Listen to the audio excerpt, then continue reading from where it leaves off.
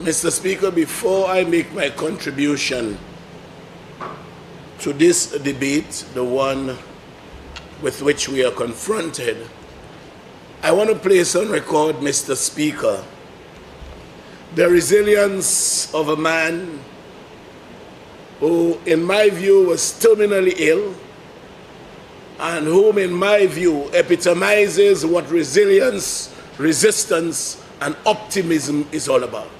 And it's no other than the Honorable Speaker of the House. Mr. Speaker, to be quite honest, when I visited you and I saw you at certain public forum, my heart melted. And I asked myself whether the Speaker will leave us anytime soon. But having spoken to you, Mr. Speaker, the words that came from deep within, the strength that you mustered to speak those words still resonate in my mind. When you said to me, Mr. Minister, I will be fine. I'm hoping, Mr. Speaker, that others who may just feel up to the weekend, I went to see a man who's at stage 4 cancer, Mr. Speaker. Stage 4 in Denry. Actually, he has a daughter who's not ambulant, has been bedridden from the time she was born. She's going to be celebrating her 40th birthday, 40, in June, and has never walked on the floor. And he was the one who asked me to come visit his daughter. It was extremely touching. I left Central Castries and went to Denry North, Denry South, for that purpose. And so, Mr. Speaker, he called me again. And he said, this time I need you to come to see me. Well, his people, because I didn't even think he could have spoken. He said, I need you to come see me. They told me what he had said. I cannot walk. Sadly, when I went there, Mr. Speaker, the daughter has not changed. He himself is bedridden with stage 4 cancer. And the optimism and resilience that he demonstrated reminded me of your good self.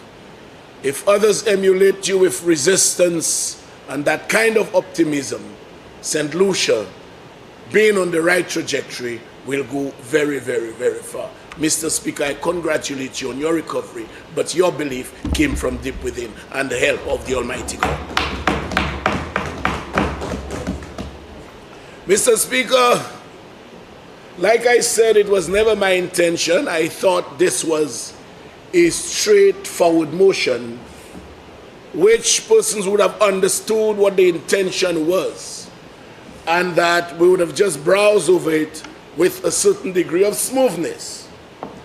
But then again, I had to defer to the eloquence and the knowledge of our esteemed colleague, the member for Viewfort South, who is extremely knowledgeable, Mr. Speaker, in relation to the law and attendant facets of the law that impact on our duty here and operations of the court.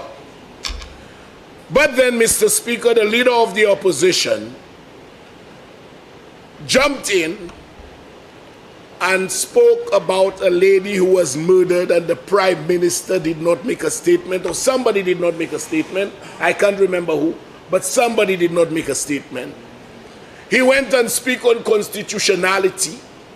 Yes, this very man spoke of the interests of the people, this very man.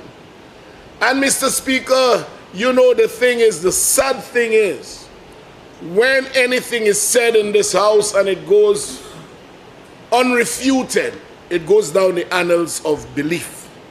And so it is against this background, I humbly ask you to give me a little leeway.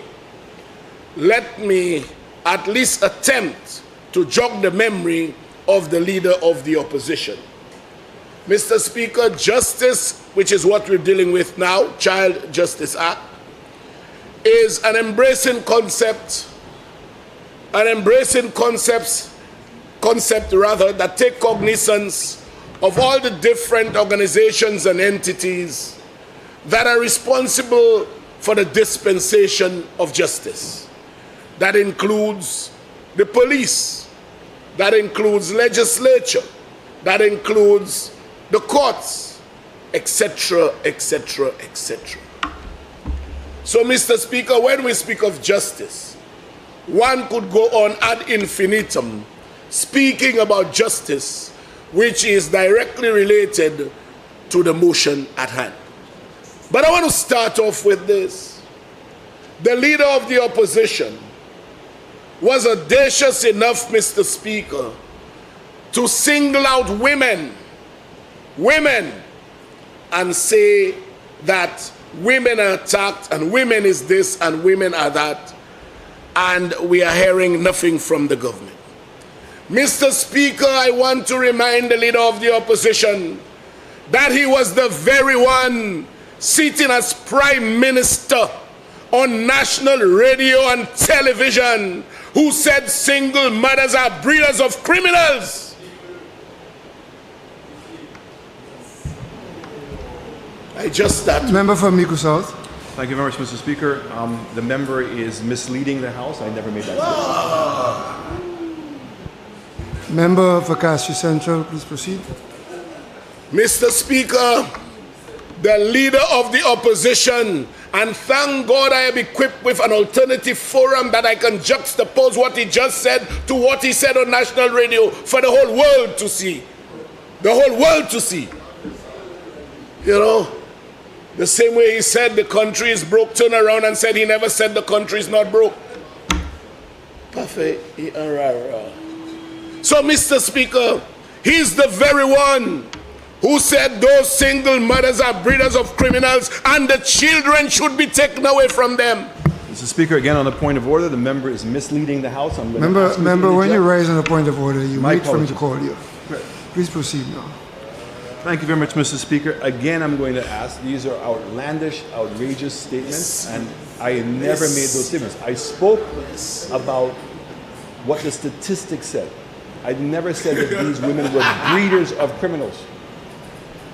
Okay? And I never proposed that any children be taken away from anyone, Mr. Speaker. And if he has that evidence, then I look forward to hearing that evidence. And I remember the interview very well. And we are, if you want to talk about politicizing an issue, this is what an example of politicizing the issue is. But I cannot sit in the House, Mr. Speaker, and have a member of this House impugn things I did not say.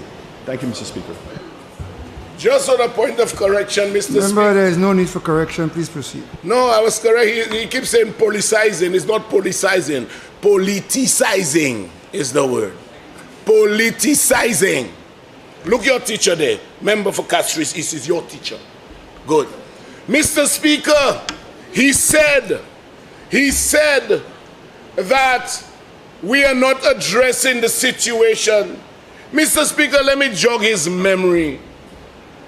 Our murders had never reached 60. We had never reached 60. We got to 60 between 2016 and 2021 under his watch. And it took the murder of a white man up the Mon for him as Prime Minister to address the nation. You want me to repeat it? Member for Mico South. Mr. Speaker, so the member is trying to suggest that he knows What is the point of order, member? The point of order is the member is misleading the House. How does he know that that's the case? He cannot make that presumption. He doesn't know what I was thinking. He doesn't know any of that. And the fact is we only reached 60 murders once. And why doesn't he speak about how we've addressed it, the policy we put in place, and the reduction, and to speak right now that we've had 3 consecutive years of 75 murders, Mr. Speaker. That's the issue. If Yes, you make Mr. your Speaker. point of order, stick to your point of order. Yes, I have. The statement was not how many times it reached 60. He said the statement was broad, unambiguous. It reached 60 under your watch. That's all he said. Never said it reached 60 Which is a 4 fact. times. Member of Castries Central. Please proceed. Yes, Mr. Speaker. And you know, Mr. Speaker, during the currency of his prime ministership, insofar as the scourge of crime And everybody should be concerned about crime. Although now we see an attitude of celebration when an average citizen lose their life. I'll get into it in a bit. There is an attitude of celebration. Why? Because they will burn a house, Mr. Speaker, to rule over the ashes. And so, Mr. Speaker, it had to take a man with less melanin in his skin to have met his untimely demise, unfortunately so, for the Prime Minister then to address us.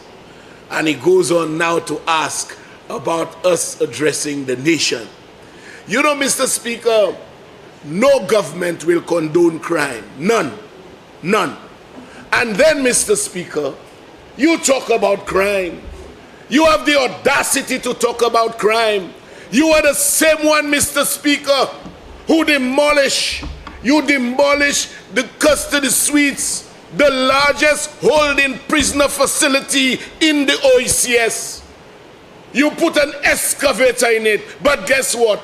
The Prime Minister of this country, member for Castries East, Philip Joseph Pierre, has almost finished a brand new facility.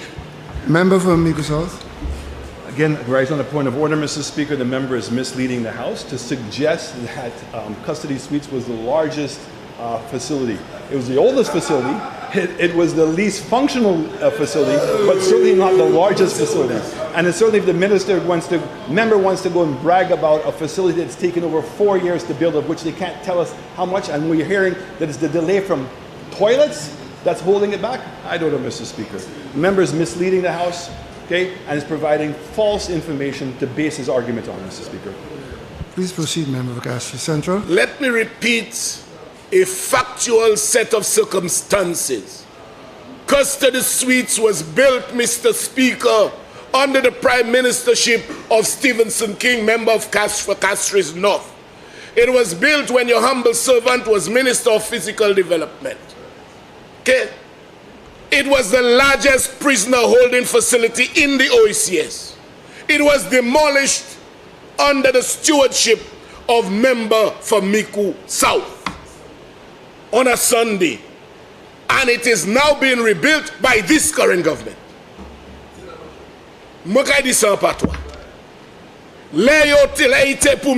If you don't understand, ask your people to tell you what I said. Ite aujourd'hui dimanche, papa ite ale site la, koba elaye. Ek papa ika mutwe moun sa pou demolish ki di kwaze sa. Yo kwaze Custody Suites. Me bo Dieu me la me. If we enti nom sala, a Custody Suites are press fini. And you want to talk about prisoners and crime? You want to talk about it? Then I heard a man, the leader of the opposition, use the word constitutionality. I believe, Mr. Speaker, if he wants a true understanding of the word constitutionality, he should subject himself to a class or a couple of classes. I'm sure the member for Viewford South would readily rearrange his ignorance insofar as constitutionality is concerned and give him a lecture or two. The Constitution is our most supreme law. It is that Constitution that says 30 days after an election, there must be a meeting of Parliament. You blatantly disobeyed the Constitution. When they ask you about it, you said the Constitution does not lay out any sanctions. Today you want to talk about constitutionality? What kind of hypocrisy is this, Mr. Speaker? What kind of thing? You see, you think people don't remember, but I've told you all once I'm around, my archives are loaded. You are the very one, Mr. Speaker. You are the very one, Mr. Speaker, who was Prime Minister when for 5 years we never had a Deputy Speaker. We did not have a Deputy Speaker. When you were asked about that, what did you say? That it is not your responsibility alone, it's the House. And you shifted the responsibility to the opposition. That is the hypocrisy in you. You know, and guess what? This government came in and attempted to fix it. Even that you fought. Even that you fought by filing a case. It is one of how many you have? 51. It is one of your 51 cases. Even that you fought. We are attempting, Mr. Speaker, think of it. We are attempting to fix an anomaly. We are attempting to ensure that moving forward, there is no vacuum. Member for Miku South. Mr. Speaker, again, the member is misleading the House. I have filed no case with regards to the Deputy Speaker of the House. In fact, I wrote a letter, and I know that there is an opinion that we're still waiting for, but there's no case that's been filed on that. I would like that statement to be withdrawn, Mr. Speaker. Member for Castries, strictly speaking, you have to rephrase what you just said. Very well, Mr. Speaker.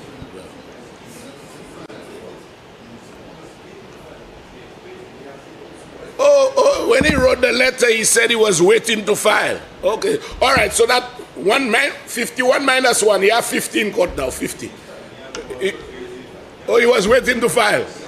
Okay, let him wait. He'll be waiting in vain until he leaves the shores. So you are the one, Mr. Speaker, now talking about constitutionality. Mr. Speaker, you know, when I hear somebody like the leader of the opposition talk about crime and criminals, Mr. Speaker, it aches me. It aches me to see the manifestation of that kind of hypocrisy, if not dishonesty, disingenuity by this member, Mr. Speaker.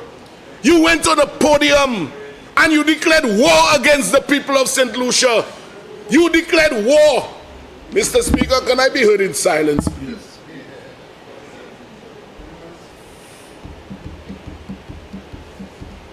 You declared war on the people of St. Lucia. Tell them I'm coming. We declare war. You asked the people to get angry. You asked them to get angry, a precursor to violent endeavors. Yes, you did. And the clips are there. And today, you want to talk about crime and you're in the interest of the people? Your people called for the burning down of the hospital, a national asset that would take care of our sick and shut in. They asked to burn it down. You have not condemned that. You have not condemned that. You were on national TV. A caller called you and said, let's engage in human roadblocks. You have never condemned it. You embraced it as though it were your own. You have no moral authority, none whatsoever, to speak about anything about crime and interests of the people. None. You know, we went through a democratic process. You're the only prime minister in this country ever to have gone beyond the 5 years. You have been the longest serving prime minister in one term. You were the longest and you didn't want to give up. And when the democratic process was put to the people and they made a resounding choice, and I'll say this without fear of contradiction, if there wasn't that box thing in Miku South, you think the member of the leader of the opposition would be here? But that's another show. No, there was a box issue. A box was in a car. A box. No, he runs too far. He break the bridge and he ran away. So you have no moral authority to speak about crime. None whatsoever. You know, roadblocks. Flog them. One call for the busting of the prime minister's head. You will see blood. And you engage. I'm angry. You're not angry. You know, and then talk about violence. Then want to preach about violence. You know, Mr. Speaker, and you know, your humble servant has not been without a lot of attacks. And I believe I can safely say, because this morning a voice note was sent to me. Mr. Speaker, I have quite a bit to say, but just bear with me. I listened to a voice note, and it was accompanied by a paragraph that says, if Pierre fire him, he'll take all of them down. I want to say to them openly in front of the Prime Minister, in front of the Prime Minister, Barcelona would never fire Messi, okay? Real Madrid will never fire Mbappe unless they do something fundamentally wrong. Central alone will, and they will not fire. They'll rush to fire me. You know, Mr. Speaker, unless a member of his cabinet, of any Prime Minister's cabinet, does something fundamentally wrong, is doing his work and is delivering to the people as he undertook to, he's an asset to the office and an asset to the government. Put that in your pipes and smoke it. So they are saying they'll fire me. They'll fire Hilaire if he let the consultants say, if they let Hilaire run the next election. Nonsense. As though you all want to work your magic in Philip JP's head, the Prime Minister. But Mr. Prime Minister, Mr. Speaker, those are the things that they keep saying and doing to create discord among us.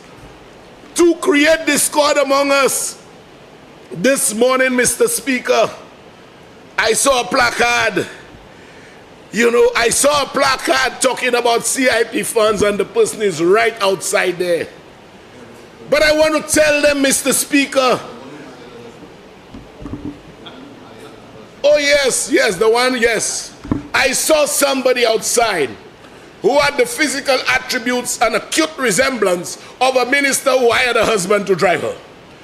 You know, she had the resemblance. And she's right there, but you know, Mr. Speaker, I'm telling you, shamelessness sees no boundaries. Because under the last administration, no one could have come within the precincts of this chamber. It was you, Mr. Speaker, when this current government won the elections that permitted persons to now congregate outside here. So the very people for whom they seemingly make useless noises are the ones who don't want them around the courthouse. But today, they enjoy that liberty and they are taking that right for granted. And then I'm hearing her shouting, so many murders. Another one to shout, so many murders. Mr. Speaker, of recent past, as I said earlier, one murder is too many. But in the recent past, we had a brother who killed a brother. You blaming the government for that? That one was in Roselle. You have another brother who killed another brother in another house. You want to blame the government for that? Huh? A man chopped his woman and others. The member for Sozel Saltibus referred to it earlier. You will blame the government for that, Mr. Speaker? You want to blame the government.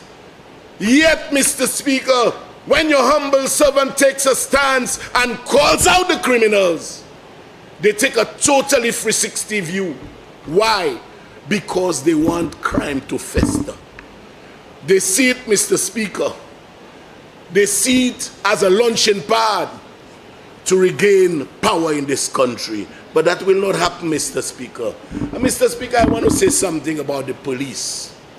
About the police, their functionality, and what this government has done for the police.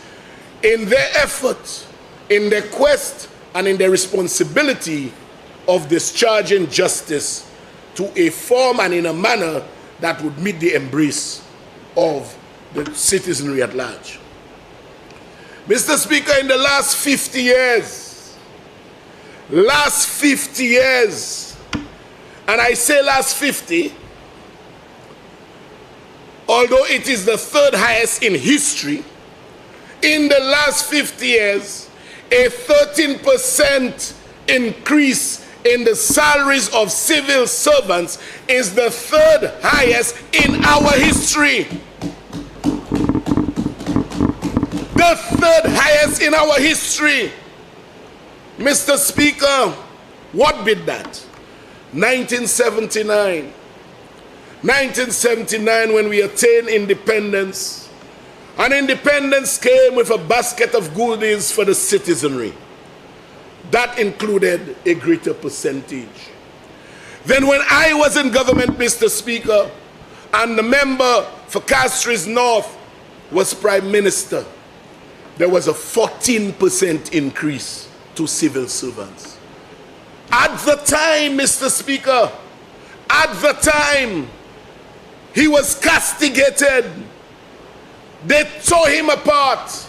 They call him foolish, they call him stupid, because it was felt that a 14% increase to civil servants was unsustainable.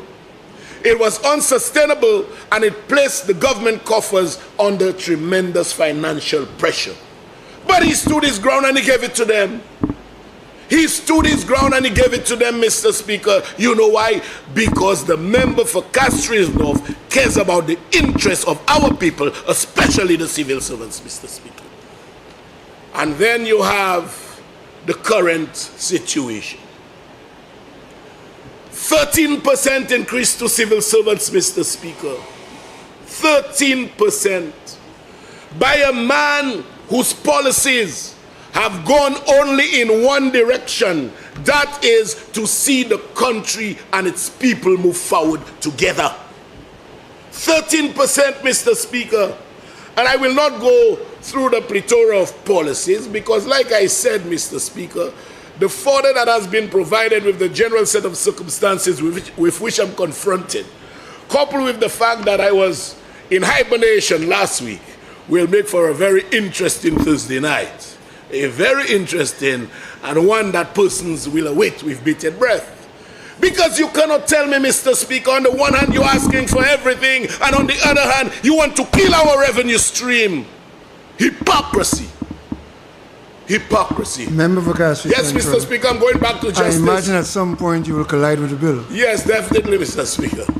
So, Mr. Speaker, you know, we want the police to do what they have to do in dispensation of justice. We want them to do what they have to do, Mr. Speaker. We want to ensure that whatever they do, Mr. Speaker, quite apart from the police, you have the pensioners, there are police officers who have been on pension. One not too long ago, Mr. Speaker, he actually went on a microphone and said to the Prime Minister, I recently retired from the police force, and I thank you for the incremental increase in my pension. Today you have pensioners' salaries tied to increases to the public service, Mr. Speaker. You have all kind of goodies, youth economy. You have minimum wage, but they would not have been interested in minimum wage. Minimum wage, you have everything good. Imagine, Mr. Speaker, there were situations where persons were getting $125 a month as a pension. Something that you cannot even walk down the road to say hello, because a lot of people, before you say hello, give me $20. So you can't say hello to anybody. Today, the minimum is $500. Thank you, member for Castries. Yes, over $500. A 300% increase, Mr. Speaker. 300% increase. And thank God the CIP is making its contribution, not for the benefit of the member of Castries East or Prime Minister of Philip J. Pierre, but for the people of this country, because it provides revenue that can cause him to discharge policies which impact positively and financially on the people of this country, Mr. Speaker. So when I hear all of those things, Mr. Speaker, and do this and do that, you know, Mr. Speaker, let me go into the police a little bit. Let me go into the little piece. Because, you see, I can speak from a standpoint of knowledge. I am the youngest man, and do your researches, you will find out that this is a fact. Youngest man to have ever been recruited into the Royal St. Lucia Police Force. Richared Frederick. I joined the police force on the 4th of January 1983. Having left, where were you then? You probably were in Matnik. I joined the police force on the 4th of January 1983. Well, you joined as a constable. there's only one person I know in the civil service that joined at grade 19 after 4 weeks of training in England. You know how they call her Nancy. Mr. Speaker, that's the only person I know. But I joined but I joined as a constable. Mr. Speaker, I trained in Barbados, emerged best recruit. Came back here in May of 1983 and celebrated my 18th birthday whilst a fully fledged police officer. So, and there is this old phenomenon, Mr. Speaker, once a police, always a police. So the police interest runs through my veins. But I will never, ever use the police for personal political gain. That will not happen, Mr. Speaker. Mr. Speaker, under the last administration, even the vote for the training of the police was removed. The police had a vote for training, and it was removed when the leader of the opposition was Prime Minister. But guess what, Mr. Speaker? This government replaced it. Just like the distress zone, Mr. Speaker. It was removed by him. This government replaced it, Mr. Speaker. Demolish custody suites. This government is replacing it. That building, Mr. Speaker, which had seen approval, this year approval, long before 2016, when they occupy the chairs of authority in this country, Mr. Speaker, because the Northern Police Headquarters in Grozile was not the brainchild of the Flabo government, Mr. Speaker. Notwithstanding it had been approved, it was left, the plans were left there to rot. I can safely say, Mr. Speaker, that this government came in and the Grozile Northern Divisional Headquarters is almost completed, Mr. Speaker, thanks to this government. So when you talk about the police, in the first 2 years, Mr. Speaker, in the first 2 years, this government did for the police what the last government did not do in 5 years. In 5 years, they could not do it. We did it in 2 years. Vehicles galore and everything else. And those are facts, Mr. Speaker. So, Mr. Speaker, when you hear them gloating and talking what otherwise should have found refuge in a septic tank, Mr. Speaker, you have to ask yourself, what are they talking about? What are they talking about, Mr. Speaker? You know, Mr. Speaker, now I'm hearing about overtime. Mr. Speaker, like I said, Member, you really should get back to the bill. That's the justice. I'm dealing with the police part of the justice. Well, it's a child justice, man. Yes, but the police have children too, so they must feel comfortable for the child to be all right. And that's what it is, Mr. Speaker. So, Mr. Speaker, very quickly, I promise I will not belabor those points. I never heard of police getting overtime. I mean, overtime. All of a sudden, indentations in policy and law being fetched left, right, and center. And now I'm hearing overtime. In my days, there was the duty allowance. But then again, times have changed. But Mr. Speaker, one of the most salient points I want to make, Mr. Speaker. You know, overtime is raising its ugly head only now. Only now. And they'll tell you it's not political, it's convenient. Under the last administration, the police were the first ones to have concluded negotiations under the last administration, accepted a 4% for the triennial. Today, Mr. Speaker, the government is granting 13%, 3 times as much. 3 times as much. All unions have agreed, but the police. but the police. 7 unions have agreed, but the police. No, no, no. It's not political, it's convenient. It's not political. You know, Mr. Speaker, this government, and I'm telling you, the Prime Minister had a hard time selling that to members of his cabinet. And we had to say, let's give the fellas that. A 57% increase in the allowances. Les 7 lycéens, pour les joindre increase allowance, qu'a vini 57%. 57% increase in allowances that cost the government, Mr. Speaker, $8 million. Just the police. But they want the allowances to be further increased to cost the government another $12 million. You know, les 7 lycéens. Les 7 lycéens. Remember, the estimates are coming soon. Yes. So perhaps please return. Well, Mr. Speaker, I want to ask you to return to the bill, but you haven't touched Mr. it at all. Speaker, I will end on that note by essentially saying that I thank God that I have an alternative forum, and I will continue to enlighten the masses with facts. With facts. I will show the increases they accepted. I will show they were the first to conclude negotiations. I will show we have given them 3 times as much. I will show they get 57% increase.